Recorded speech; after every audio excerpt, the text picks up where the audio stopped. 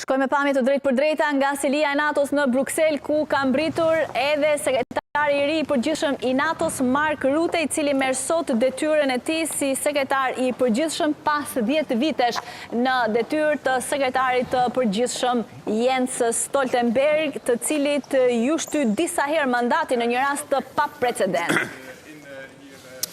Good morning. It is a pleasure to welcome the new Secretary General of NATO, Mark Rutte, to the NATO headquarters. Mirëpres sekretarin e ri të përgjithshëm të NATO-s, Rutte. Është mik, është një bashkëpunëtor i mirë, kemi punuar së bashku për një kohë të gjatë, e njeh shumë mirë NATO-n.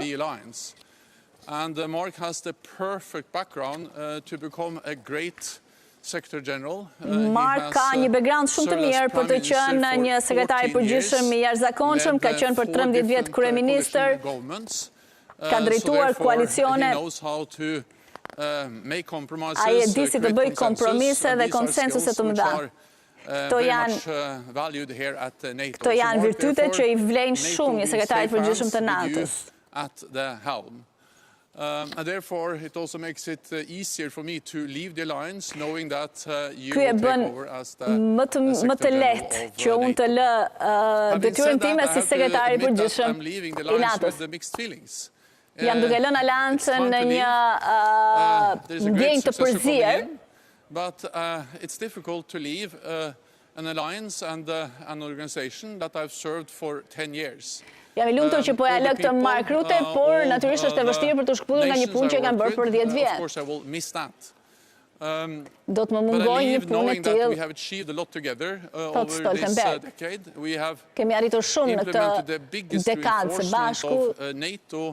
Our collective defense in a generation, with the higher readiness, more troops in the eastern part of the alliance, and of course the fact that we now have gone from 3 allies spending 2% of GDP on defense to 23 allies. Po përmend disa nga arritjet që janë bërë gjatë këtyre 10 vjetëve, kemi forcuar NATO-n, kemi rritur buxhetet nga vetëm 3 vende që shpenzonin 2% të prodhimit të brendshëm bruto, tani kemi mbi 20, kemi 4 antarë të reja, Malezi, Maqedonia e Veriut, Norvegjia dhe Suedia, Finlanda dhe Suedia. Only providing marginal support to Ukraine back in 2014 to now providing massive support to Ukraine, and NATO coordinating the support to Ukraine with the new command. Momenti veçantë është organizimi dhe mbështetja që po jepet Ukrainës, e cila sipas Stoltenberg duhet të vazhdojë dhe nëse duam sukses të luftës, duhet të mbështetur Ukraina me më shumë armatim. One of the NATO allies in Netherlands. So therefore, it is a pleasure to welcome you, my good friend Mark, and from one Secretary General to another, welcome to NATO. Nga njëri sekretari i përgjithshëm tek tjetri, mirë se erdhe në NATO. Thank you very much, and it's great to be here. I cannot wait to get to work. Mezi pres të vazhdoj punën, është kënaqësi që jam këtu, thot Mark, faleminderit shumë për misinë gjatë gjithë këtyre viteve. In 2010, at the NATO summit, we were both prime ministers then, and we continued to work on security issues ever since. Russia, mirë, duke qenë se Stoltenberg ka qenë edhe sekretari, ka qenë edhe kryeministër i Norvegjisë, thot për një kohë të gjatë kemi qenë së bashku dhe si kryeministra duke dëgjuar, dhe unë kam qenë më pas aty duke dëgjuar ty si sekretari i përgjithshëm i NATO-s. NATO is now bigger. It is stronger. NATO tani është më e madhe, është më e fortë, më e bashkuar. So it is for me a great honor. Dhe për mua është një nder i madh që të pasoj ju si sekretari i përgjithshëm i NATO-s. Ne besojmë transatlantic bond is the foundation of our alliance, and I can assure you, I will do my utmost to ensure that it will stay rock solid. Do të garantoj se do bëj gjithçka që NATO të vazhdojë të qëndrojë si një shkëmb i fortë. We have to make sure that Ukraine prevails as a sovereign, independent, democratic nation. Of course, të njëjtin angazhim shpreh dhe Mark Rutte sa i përket Ukrainës për të ndihmuar dhe mbështetur Ukrainën në mbrojtjen e saj dhe në fitoren ndaj Rusisë. And then, of course, you were the one building all those alliances all around the globe, NATO's partnerships, and they have to go wider and deeper, given all the insecurities in the world. But one thing will not change, Jens, and that is NATO's core mission.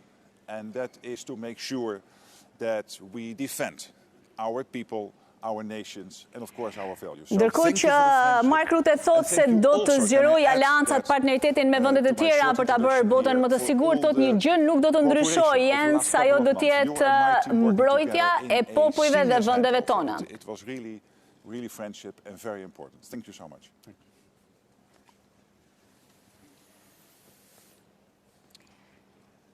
I think there are times for a couple of questions.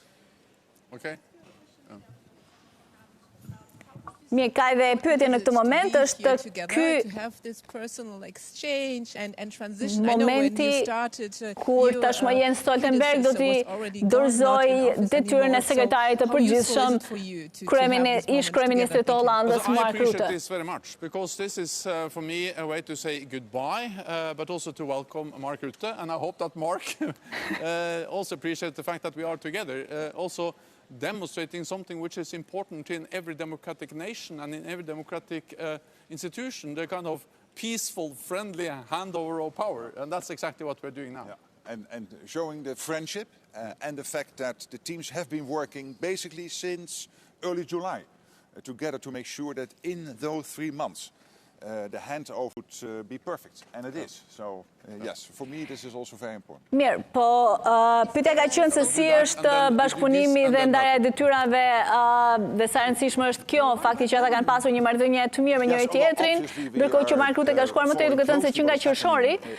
që nga korriku, kur ai u zgjodha dhe sekretari i përgjithshëm, ekipet kanë punuar në mënyrë që gjithçka të jetë e gati dhe e përgatitur për këtë moment kur Mark Rutte do të marrë edhe postin e sekretarit të përgjithshëm.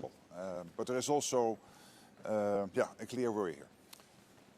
Yes, could you also answer the same question, because that was my question as well, the recent developments in Lebanon?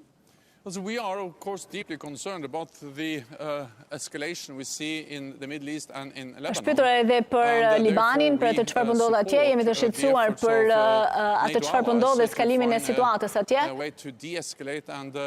Ne do të vazhdojmë të mbështesim për deeskalimin e situatës dhe për të gjetur një zgjidhje politike. The situation in Lebanon. Then I think we can do that one, and then that's the last one. Secretary General, what will be your absolute top priority on day one? Kush do të jetë prioriteti kryesor i Mark Rutte në ditën e parë? Janë tre, thot Mark Rutte, është e vështirë për t'i ndarë Ukraina në krye të listës.